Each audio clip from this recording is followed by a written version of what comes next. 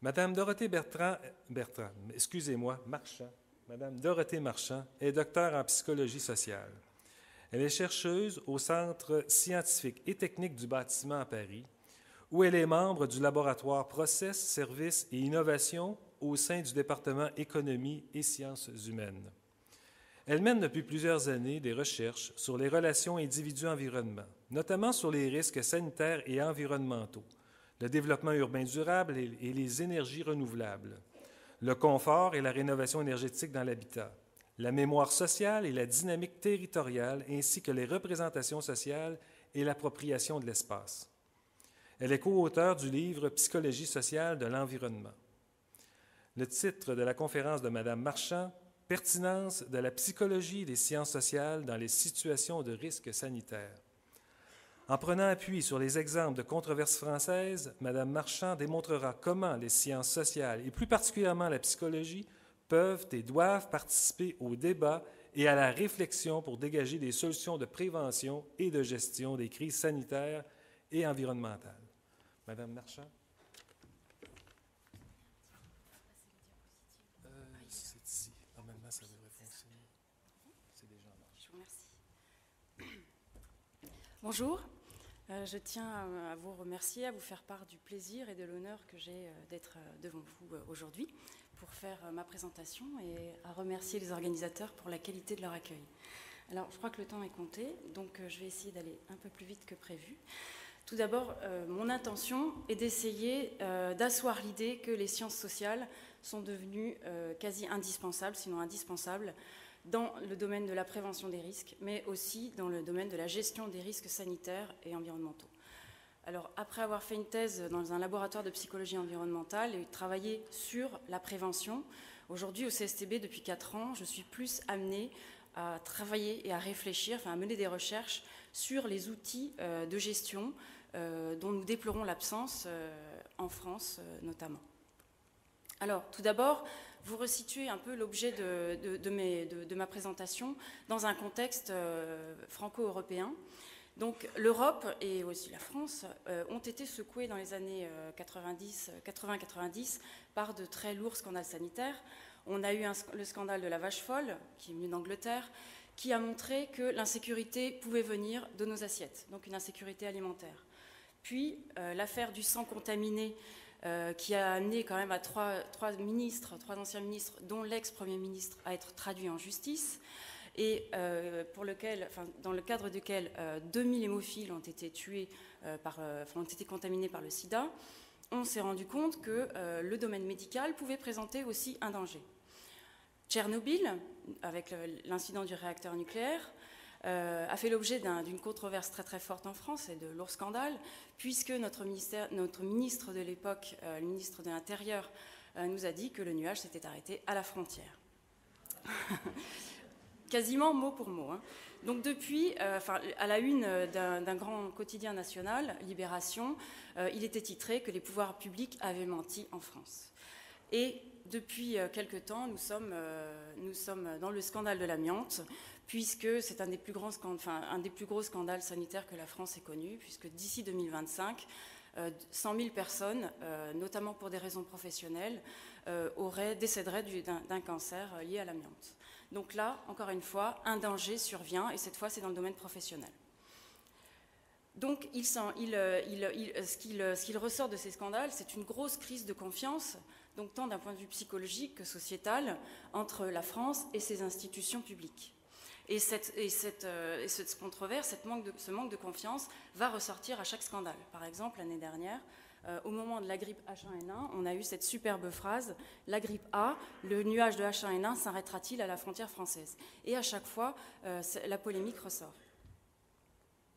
Alors, de ces controverses sont ressortis le constat fait par des experts, et notamment cité par Boraz en 2007, d'une défaillance de l'État dans ses missions de contrôle et de surveillance de la sécurité sanitaire. Alors, l'accent sur l'expertise scientifique ne pointe pas, les experts ne pointent pas assez les risques, les intérêts économiques priment sur la santé, et les victimes de ces différentes pathologies n'ont pas pu être ni prévenues ni protégées. Donc les objectifs fixés après ce diagnostic sont de renforcer les processus d'expertise scientifique ainsi que les systèmes d'alerte et de veille, de mettre davantage de rigueur dans le contrôle des activités à risque et d'impliquer davantage la population dans les processus de décision, ce qui se fait très peu en France. Donc parallèlement, l'Europe se construit, la sécurité sanitaire devient un enjeu important pour la libre circulation des marchandises et le processus de surveillance est accru. Donc les réponses institutionnelles, déjà en 1998, c'est la création des agences sanitaires qui sont censées assurer la sécurité des populations dans 4 grands domaines, donc le domaine médical, environnemental, professionnel et alimentaire, pour répondre aux scandales qui avaient eu lieu dans les années précédentes. En 2005, le principe de précaution est inscrit dans la Constitution française. En 2007, le Grenelle de l'environnement donne une très claire impulsion aux problématiques sanitaires et le plan national santé-environnement, qui en est au deuxième, permet de décliner les priorités fixées par le Grenelle. Alors, il reste beaucoup de choses à améliorer, et notamment le dispositif de gestion. Puisqu'on a mis l'accent sur l'évaluation, maintenant il s'agit de mettre l'accent sur la gestion. Et on s'est bien rendu compte en 2003, avec la canicule qui a sévi en France et qui a quand même provoqué la mort de 20 000 personnes, des personnes âgées, que le dispositif de gestion de crise n'était pas du tout efficient. L'application du principe de précaution est fortement controversée aussi, puisque l'année dernière, au moment de la grippe H1N1, enfin le risque de pandémie, notre ministre de la Santé a acheté 93 millions de doses de vaccins. Nous sommes 60 millions en France et à peine 5%, je crois, ont été utilisés. Donc, dans la cible, actuellement, le principe de précaution et bien sûr les intérêts économiques des industries pharmaceutiques pointés du doigt dans cette controverse. On déplore aussi en France les analyses coûts-bénéfices, donc les évaluations socio-économiques qui permettraient de faire des études d'acceptabilité des mesures de gestion de risque. Enfin, nous déplorons, encore et toujours en France, l'absence de débat sur la participation des citoyens à la gestion des activités à risque.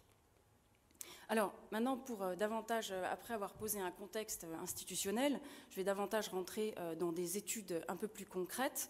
Alors, tout d'abord, des études de cas dans le domaine de la gestion de crise sanitaire, puis une étude de cas dans le domaine de la prévention du risque sanitaire. Le premier, c'est dans le domaine du travail, donc la gestion de crise, et le second, dans la prévention, c'est plus dans le domaine environnemental. Alors, les sciences humaines et sociales sont invitées depuis peu par les pouvoirs publics, du fait des crises à répétition, à participer à la construction d'outils de gestion. Alors, plus particulièrement, la psychologie sociale, je cite Emmanuel Briand de la Direction générale de la santé, en contraste avec l'effort important de recherche en sciences des risques sanitaires environnementaux, les sciences psychosociales n'ont pas pu être convoquées à temps et leur éclairage nous manque aujourd'hui cruellement au moment de lancer des actions d'ampleur en gestion du risque. Voilà la citation d'Emmanuel Briand dans un bulletin l'année dernière. Donc l'expertise s'ouvre aux sciences humaines et sociales par nécessité. Alors, brièvement, la psychologie sociale et environnementale, ma discipline, consiste à remettre la compréhension des comportements et des réactions individuelles, en l'occurrence en situation de risque sanitaire, dans un contexte. Alors, dans le contexte de son environnement social, il s'agit là de l'objet de la psychologie sociale, il s'agit de comprendre, du fait de l'appartenance sociale d'un individu, comment il va réagir face à une situation de risque ou de crise. Et la psychologie environnementale enrichit cette problématique avec l'environnement physique. Et là, on s'interroge sur les interactions entre l'individu et les environnements dans lesquels il évolue, que ce soit professionnel, familial, etc., pour comprendre ces réactions et mettre en place des dispositifs. Alors, parmi les controverses du moment en France, dans le domaine du travail, suite à un certain nombre de suicides qui ont eu lieu depuis quelques années, eh bien, émerge la question de la santé mentale. Non plus comme le problème de la folie ou relevant de la psychiatrie, mais bien sur un continuum défini par l'OMS qui traduit le bien-être. Donc, 23 suicides chez France Télécom ont été dénombrés, parce qu'il y a aussi une controverse sur les chiffres, depuis 18 mois. Et à la rentrée, le président de France Télécom doit présenter ses excuses pour avoir parlé de la mode des suicides. Donc on voit bien dans cette expression toute la problématique qu'il y a dans le milieu du travail, qui est soumis à de nouvelles pressions, un mal-être au travail qui grandit, des expressions qui se font dans le mépris des ambiances de travail et de l'équilibre des salariés. Donc le management est très fortement mis en cause et un défaut de communication est pointé et qui est clairement compréhensible dans l'insolence de cette expression. Alors trois réflexions dans ce cadre. Tout d'abord, les dimensions psychosociales s'imposent dans le domaine de la santé. La prise en compte de la santé mentale doit s'ajouter à la prise en compte de la santé physique et l'incidence de la communication sur la santé et la possibilité de prévenir et gérer les crises sanitaires. Alors pour être plus précis sur le syndrome des bâtiments malsains, donc il est défini par l'OMS, et c'est ce qu'au Canada, au Canada on parle de syndrome des bâtiments hermétiques. Donc l'OMS le définit comme une situation dans laquelle des individus présentent des symptômes, les mêmes symptômes somatiques, sans cause organique et qui s'étendent aux autres par suggestion émotionnelle. Alors il y a 2 ans, j'étais dans une assemblée de médecins du travail et de médecins territoriaux qui étaient confrontés à ce type de crise. Alors elle s'exprime de manière très spectaculaire puisque ce sont des groupes en général qui sont pris soit de démangeaisons ou alors qui ont des problèmes respiratoires, mais qui prennent de telles proportions que parfois des services entiers sont fermés, des services ferment et on est face à une incapacité à gérer ce type de problème en l'absence tout simplement d'outils de gestion. Donc, la dimension spectaculaire de ces syndromes collectifs, conjuguée avec l'absence d'outils de gestion de crise, fait que, en l'absence d'hypothèses épidémiologiques et environnementales, eh bien, les médecins territoriaux et du travail reléguaient ce problème au registre de l'irrationnel. Donc, à l'époque, dans le métro, il y avait une affiche du pape qui invitait à la confiance et disait « N'ayez pas peur ». Et ce jour-là, je me suis levée dans la salle et j'ai dit « N'ayez pas peur ».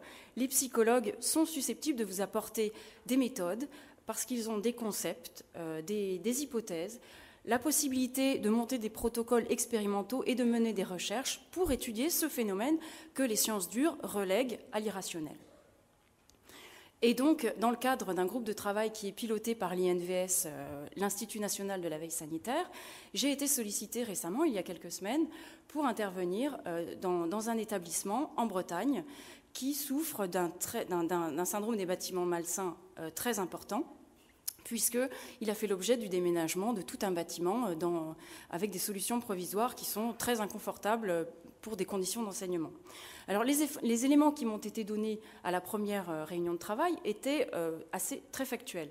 Donc un bâtiment rénové en 2007, je le précise parce que les syndromes des bâtiments malsains interviennent souvent après rénovation des bâtiments. La veille de la rentrée des classes, une fenêtre tombe dans la classe. En novembre 2009, donc 2 mois plus tard, des enseignants se plaignent de troubles à répétition, des migraines, des problèmes respiratoires, des problèmes d'asthme notamment.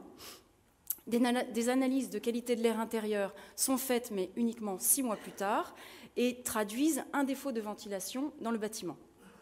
Les classes sont déménagées.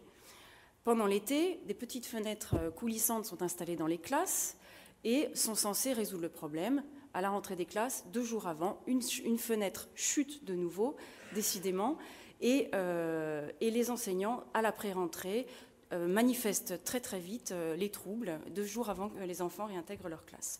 De nouveau, il faut déménager les classes et bien sûr c'est un gros problème pour l'établissement, notamment en termes d'image, puisqu'il risque de fermer son école si jamais cela venait à s'ébruiter. Enfin, on est dans une affaire de conflit d'intérêts. Alors, je fais la visite du bâtiment sans expertise technique. Tout de même, un peu de bon sens permet de constater certaines aberrations en termes de gestion du bâtiment. Les fenêtres sont interdites, il est interdit d'ouvrir les fenêtres. Alors, sachant que les nouvelles normes de sécurité ont imposé, les normes d'incendie, fait que les classes sont de véritables bocaux dans lesquels l'air ne circule plus. Et il est interdit d'ouvrir les fenêtres. Et c'est un petit peu infantilisant, mais il est rappelé partout, sur les fenêtres en elles-mêmes, mais aussi sur les poignées, comme vous pouvez le constater. Donc les poignées sont scotchées, du ruban adhésif empêche l'ouverture de ces fenêtres. Donc on est vraiment dans un milieu très très contraint. Alors la méthode que j'ai utilisée a consisté à déjà proposer de manière très libre aux enseignants de les rencontrer individuellement pour parler avec eux de la façon dont ils avaient perçu cette situation. Donc des entretiens individuels, et au terme de tous ces entretiens individuels, j'en ai fait 20, un entretien collectif pour pouvoir créer une dynamique discursive autour de leurs problèmes.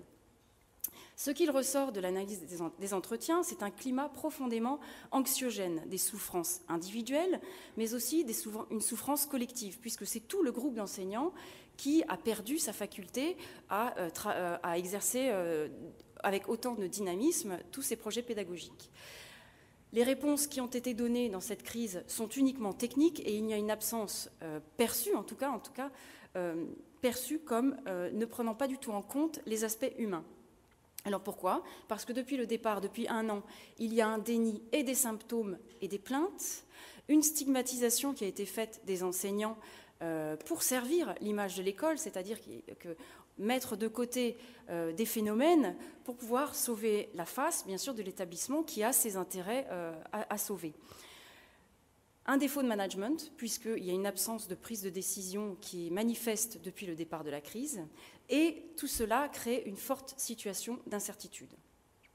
Alors, il y a eu une grosse erreur de communication, parmi d'autres, des erreurs de communication, mais la plus grosse va créer la situation la plus anxiogène.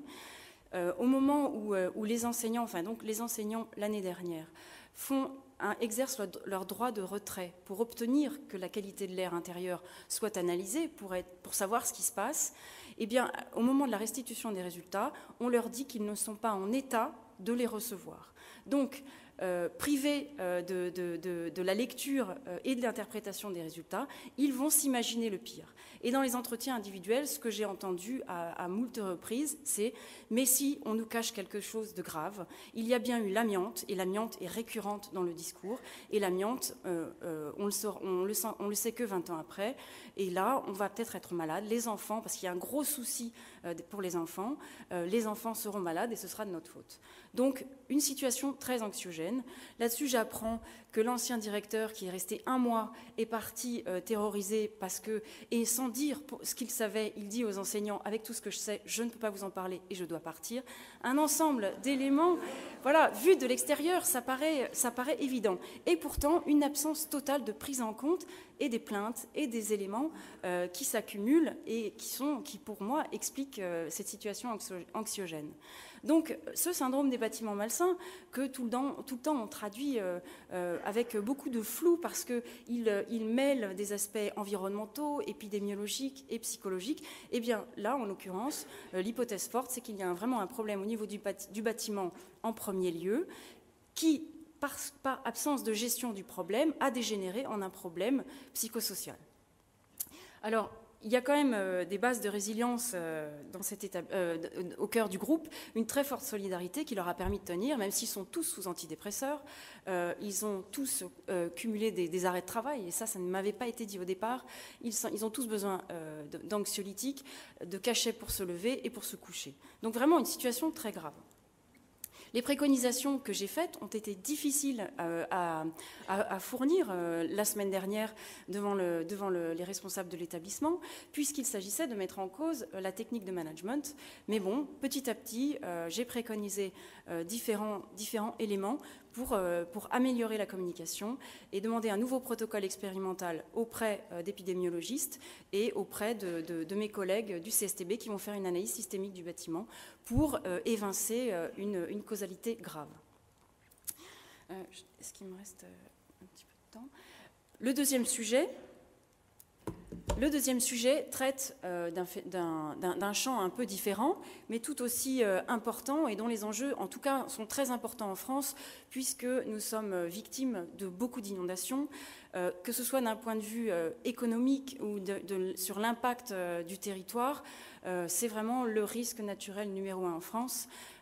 Cette année, nous avons connu 2 événements dramatiques, puisque la tempête Xynthia a occasionné la mort de 53 personnes au printemps, et 2 mois après, dans le Var, des orages ont aussi provoqué la mort de 20 personnes, et sans évoquer les conséquences économiques que ça a pu avoir. Le problème est que nous ne prenons pas encore en considération les conséquences sanitaires occasionnées par ces inondations. On est davantage sur le volet de la prévention de l'inondation elle-même, la gestion de crise au moment où elle a lieu, mais pas de la remise en état et des conséquences que cela peut avoir. Pourtant, du point de vue de la prévention, il existe des outils très intéressants à disposition pour se préparer à ce type de problème. Il y a notamment à gauche un document de l'INPES. Il y a 3 documents de l'INPES. Il y a avant, pendant et après l'inondation. Et celui-ci est très intéressant, tout à fait accessible à la population. Celui de droite est plus complexe, plus cossu, il est beaucoup plus technique. Et autant l'un que l'autre, et comme d'autres, ces outils ne sont pas utilisés, ou bien ils sont consultés une fois que la crise est passée. Alors, un des problèmes, pour quelles raisons ? Eh bien, notamment parce qu'ils n'atteignent pas leur cible, ils ne sont pas appropriés par les cibles. Déjà, il n'y a pas de travail fait sur ces cibles, pas de travail préalable fait sur la perception du risque, sur la perception que la vulnérabilité, de leur propre vulnérabilité par des personnes qui vivent en zone inondable. Alors, il y a différents enjeux qui sont liés à la prise en compte des conséquences sanitaires des inondations. Alors tout d'abord, il y a des effets qui sont directs sur la santé, qui opèrent pendant la crue ou juste après. Là, ce sont les effets qui sont directement liés à la dangerosité de l'inondation. Donc ce sont les noyades, des asphyxies, des traumatismes, des blessures, des problèmes d'hypothermie, parce que comme pendant la tempête Xynthia, eh bien, des sinistrés restent parfois coincés 2-3 heures dans l'eau accrochés à une armoire, des morsures animales, des issues anormales de grossesse. Puis s'ajoutent des effets indirects qui sont des conséquences à moyen et à long terme des inondations. Et là, ils sont plus directement liés aux dommages qui sont causés aux bâtiments et aux matières qui ressortent et qui sont véhiculées par l'eau au moment de l'inondation. Donc il y a l'effet des moisissures et de l'exposition à des produits toxiques, et il y a les problèmes qui relèvent plus de la santé mentale, mais encore une fois pas dans l'ordre de la pathologie, mais vraiment d'une déstabilisation de la santé mentale. Donc qu'on appelle les états de stress post-traumatique, liés notamment au déplacement géographique, parce que bien souvent on ne peut pas retourner pendant plusieurs semaines ou plusieurs mois dans sa maison. Il y a aussi les dégâts sur les pertes d'objets, les dégâts subis, les pertes d'objets personnels, l'absence de couverture par une assurance. Et pour avoir moi-même rencontré des sinistrés, il y a vraiment des traumatismes très très forts liés, qui sont conséquents aux inondations.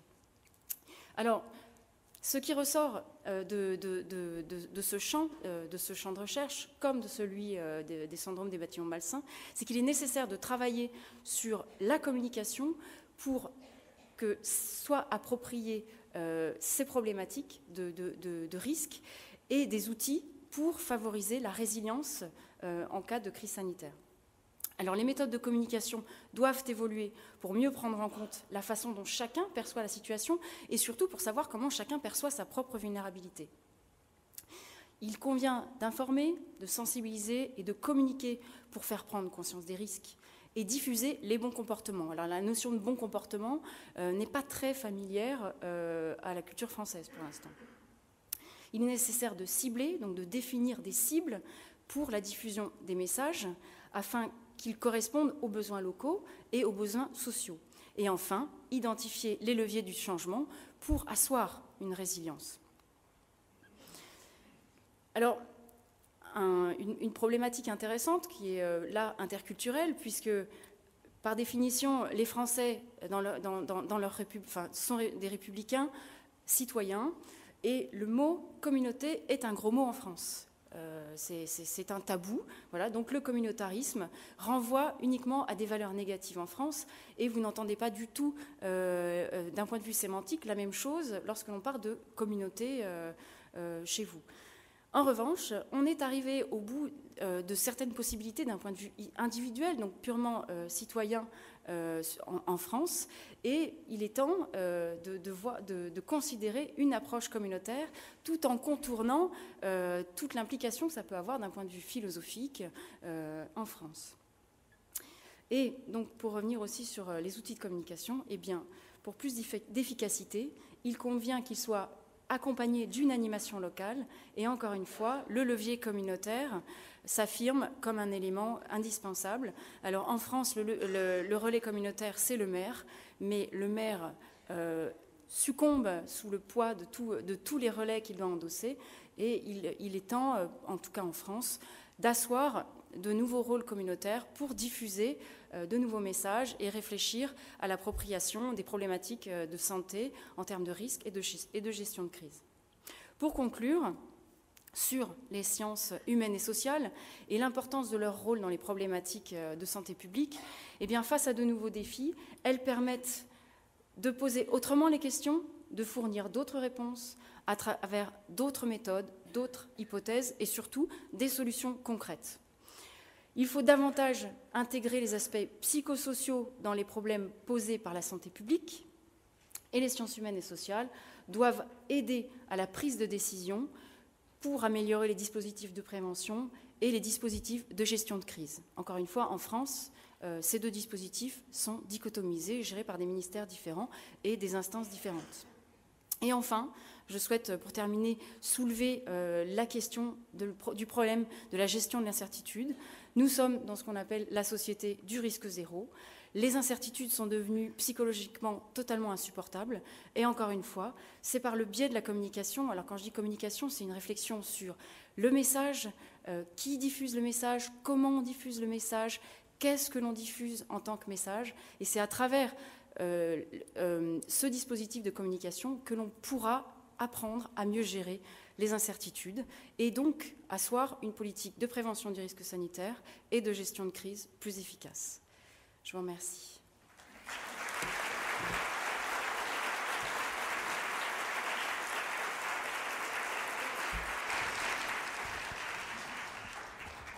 Merci, Madame Marchand, pour ce brillant exposé qui nous informe, qui nous rappelle, qui nous sensibilise, qui nous forme sur l'importance des considérations psychosociologiques dans différentes situations environnementales de crise, très souvent. Nous avons le temps et la chance de pouvoir vous poser quelques questions. Je vais donc inviter la salle à se présenter à l'un des deux micros que je tente de voir, mais qui sont dans les allées, je crois.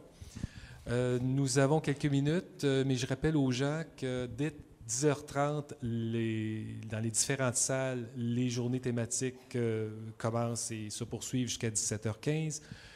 Et donc, il n'y a pas de pause. Réellement, il n'y a pas de pause café. Alors, on va prendre des questions jusqu'à 10h15 et 20 pour vous donner la chance de vous déplacer et qu'on puisse commencer à l'heure. Alors, à vous la parole. C'est toujours difficile du haut de voir qui se présente au micro. C'est pour ça que je fais comme s'il y avait un plein soleil devant moi, ce qui n'est pas le cas vraiment aujourd'hui à l'extérieur. Vous vous présentez, s'il vous plaît? Oui.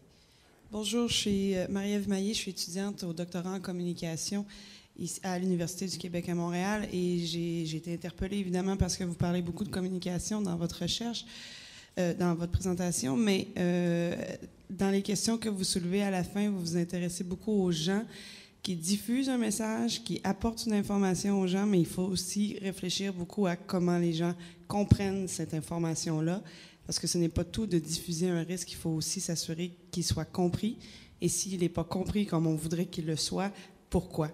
Et moi, je travaille dans le dossier du développement éolien au Québec qui soulève, dans bien des cas, des crises comme semblables à ce que vous avez présenté, et l'incertitude est grande. L'information qui circule n'est pas la même, dépendamment de la position qu'on prend sur le projet. Et donc, c'est pas tout de s'intéresser à l'émetteur et au message, mais il faut aussi s'intéresser au récepteur et à comment il le reçoit, comment il crée du sens à partir des informations qu'il reçoit. Oui, je vous remercie. Effectivement, j'ai été prise par le temps et j'ai peut-être écourté ce moment dans mon exposé. C'est effectivement l'objectif, la finalité du processus de communication. C'est déjà au préalable de tester la façon dont il est perçu pour bien s'assurer qu'il va aboutir à un changement comportemental et à une meilleure compréhension de la situation. Donc je suis tout à fait d'accord. C'est ce que j'entendais en fait par cible, c'est-à-dire vraiment l'adéquation entre la façon dont un message est diffusé et la façon dont il peut être approprié, parce qu'il est appropriable. Déjà, il faut qu'il soit entendu. Mais pour que le message soit entendu, il faut aussi avoir travailler en amont sur la perception même du risque. Mais je suis entièrement d'accord avec le schéma que vous déroulez. Merci. Vous faisiez Luc Potvin, organisateur communautaire au C3S de la baie des Chaleurs en Gaspésie. Premièrement, merci pour l'exposé, très intéressant. Vous faites référence à de l'animation communautaire qui s'ajoute à de la communication. Pourriez-vous nous dire un peu plus comment elle s'organise, comment elle s'articule aussi avec l'information qui est donnée? Oui, merci. Alors déjà, pour l'instant, c'est assez théorique parce que en France, je mène des recherches pour le ministère de l'Environnement et aussi en interne au CSTB sur l'évaluation des outils de communication qui existent pour prévenir les risques des risques naturels et de santé. Et il se trouve que ce qui ressort à chaque fois dans l'évaluation des outils, c'est que les outils, quels qu'ils soient, même s'ils sont bons ou pas bons, manquent de relais locaux pour être en permanence sur le terrain, pour présenter ces outils et inscrire toujours la dynamique de façon présente. C'est-à-dire que l'outil, une fois qu'il est soit dans les boîtes aux lettres, soit affiché en mairie, comme c'est le cas, c'est comme ça que c'est diffusé en France, soit diffusé de manière non visuelle ou non radiophonique, eh bien, il n'est pas approprié. Parce qu'il faut que ce soit des personnes qui fassent ce relais. Et en France, ça n'existe pas. Donc c'est pour l'instant un axe que je propose et qui commence à être proposé d'une animation locale. Alors ça peut être soit à l'échelle urbaine, d'une personne qui travaille en permanence sur les risques et qui ravive à chaque fois auprès de la population le risque à travers des messages, à travers une communication différente que celle des tracts et de la simple hypothèse que les gens vont aller sur Internet pour aller chercher l'information. Pour l'instant, c'est ce qui se passe. En France, on nous dit, bah oui, l'information est sur Internet. Mais oui, mais bon, on ne va pas forcément passer son temps à aller sur Internet, chercher tous les risques auxquels on est exposé, évaluer notre vulnérabilité, etc. Donc ça n'existe pas encore. C'est purement théorique. Mais nous avons des choses à apprendre de la dynamique communautaire. Et ça fait juste 2 ans qu'en France, on voit apparaître des réflexions sur l'approche communautaire de la prévention. Merci. Bonjour, je m'appelle Tom Kazansky et maintenant je fais partie d'un groupe de santé environnementale dans la Colombie-Britannique ainsi que sur le niveau canadien. Et le rôle des médias dans ces événements est très important en Amérique du Nord. C'est quoi la situation en France et comment est-ce qu'on peut, pour le mieux, utiliser les médias pour passer des messages et un peu des messages appropriés à la population? Oui, je suis tout à fait d'accord. Les médias sont plus dans l'événementiel. Dans le cas que j'ai exposé tout à l'heure en Bretagne, les médias ont joué un rôle qui est très critiquable, puisqu'ils ont été à la solde du directeur de l'établissement qui souhaitait faire passer un message. Donc il n'y a pas eu de recul par rapport à cette crise, et la crise en a été envenimée. En France, malheureusement, on travaille... dès lors que l'on parle de risque ou de crise, ce ne sont pas vraiment des dossiers de fond qu'exposent les médias, ou en tout cas c'est rare. Et actuellement, donc, pour le ministère de l'Environnement, je vais travailler sur ce thème-là, sur la façon dont on peut communiquer sur la mémoire du risque, puisque la mémoire du risque est un des axes les plus importants à travailler dans la perception du risque. Et on a un projet avec des journalistes pour essayer de diffuser à grande échelle de nouveaux messages. Mais c'est un gros problème, effectivement, puisque les médias ont plus tendance à exacerber les angoisses et valoriser les aspects spectaculaires, plutôt que de faire passer les bons messages qui permettraient à la population de mieux faire face. Merci. Merci.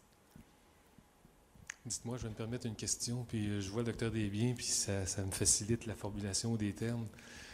Quand on se retrouve dans une situation où une collectivité, une communauté est fortement convaincue, profondément convaincue qu'il y a un excès de cancer, en l'occurrence, et que des cas à gauche, à droite, le voisin, la rue d'à côté, etc., et que c'est enraciné dans la communauté, et que les méthodes habituelles de mesure du risque ne permettent pas de dire qu'il y a un excès de risque effectivement mesurable. Comment fait-on pour dénouer ça? Une science qu'on veut qu'elle soit objective, qu'on souhaite des autorités de santé publique d'avoir la vérité factuelle sur les risques, mais une conviction populaire qui est telle que la santé publique est perçue comme allant à l'encontre des intérêts d'une petite communauté. Et là, ça devient l'autorité gouvernementale qui s'oppose aux citoyens et ça fait des crises largement médiatisées. Comment fait-on pour dénouer ça? Il y a une dimension psychosociologique évidemment importante là-dedans, mais le dénouement n'est pas facile. Non, mais si j'ai bien compris votre question, c'est ce qui s'est passé dans la propagation des rumeurs qui ont eu lieu dans l'établissement. C'est-à-dire qu'à un moment donné, une information scientifique est disponible, mais le choix est fait de ne pas la communiquer ou alors de communiquer sur cette information de manière très équivoque. Alors que la mise en place, encore une fois, j'en reviens à la communication, parce que dans ces histoires, la communication est très importante. La mise en place d'un dispositif de communication qui vise à dire ce que l'on sait et à interpréter de manière tangible les résultats permet d'éviter que cela échappe au rationnel et que ça se transforme en rumeur. Est-ce que je ne suis pas convaincue de répondre à la question que vous m'avez posée? Si? En fait, c'est toute la question de... On veut bien communiquer, on veut bien être sensible à la détresse des gens, des personnes concernées, mais le fait, si tel est le cas, mesurer et qu'il n'y a pas d'excès de risque, on peut mesurer quantitativement et avec certitude dire « vous avez raison, il y a un danger particulier ». Et on a beau vouloir le communiquer de façon très sensible, très humaine, très à l'écoute des gens, il reste un décalage entre la conviction populaire et les données scientifiques pures et dures. Et ce n'est pas l'attention, ce n'est pas la préoccupation psychosociologique qui est défaillante, c'est l'espèce de décalage de conviction entre la science et l'humanité, en fait, qui crée une situation de crise qui perdure. Oui, tout à fait. C'est pour ça que j'ai introduit mon exposé en montrant qu'en France, il y avait une crise de confiance entre les citoyens français et les institutions publiques, parce qu'à un moment donné, la communication n'avait pas été franche et elle a créé un hiatus qui fait que maintenant, ce sont les experts qui arrivent pour redonner une valeur au message sur les résultats scientifiques. Alors c'est pour ça que tout à l'heure, la personne, vous parliez de qui dit quoi. C'est-à-dire que maintenant en France, quand un ministre ou un responsable politique diffuse un message tel que celui auquel vous faites allusion, il n'est pas cru. Donc maintenant, ce sont les experts on parle de l'expression parole d'expert maintenant, qui donne une légitimité au message dès lors qu'il s'agit de communiquer sur un risque sanitaire. Et encore, puisque les agences qui ont été créées par l'État, en tout cas en France, n'ont pas une indépendance totale. Donc maintenant, la légitimité qui est donnée à l'interprétation de résultats d'analyse, elle est donnée à des chercheurs indépendants, des experts indépendants. Et c'est pour cela que dans la procédure de gestion de crise, j'ai demandé à ce que systématiquement toutes les analyses qui avaient été faites soient refaites systématiquement par des chercheurs indépendants. Donc voilà, c'est la convocation de l'expertise totalement indépendante du pouvoir politique qui est nécessaire pour restaurer la confiance. Madame Merchant, merci beaucoup. Je vous remercie. Merci de votre participation. Et bonnes journées annuelles de santé publique à vous tous et à vous toutes.